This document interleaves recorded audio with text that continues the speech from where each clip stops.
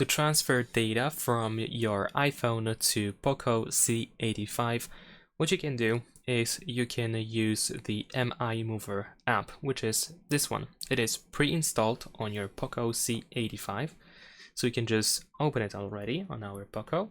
Whereas on our iPhone, we need to download the app from the the App Store. So we can just open the App Store, and of course you can just search for MI Mover. There we go.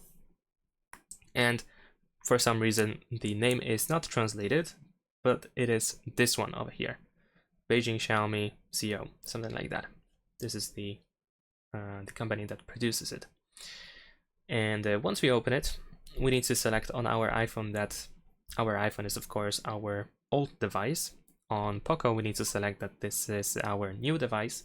Over here select Apple, grant the permission to everything that you are asked, and then we need to scan this QR code. So we should be able to easily do so within the app, and then join the hotspot. And once we are connected, let's try that again. All right, there we go. So after that, we should be able to choose whatever we want to transfer from our iPhone to POCO C85.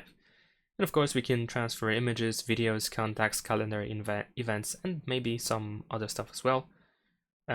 Unfortunately, some things cannot be transferred, like I can see that messages cannot be transferred, or at least I don't see it over here. And apps definitely cannot be transferred because apps are built in a different way on iOS and on Android, so you will have to go through the Play Store and download your apps manually. So once you decide whatever you want to transfer, you can just tap on the transfer and just wait until everything is transferred. Now, of course, the time that is required to transfer everything depends on the amount of data that we have to transfer. But once we are done, we can just close the app and we can tap on Done on POCO C85 as well. And that's pretty much it. Subscribe to my channel.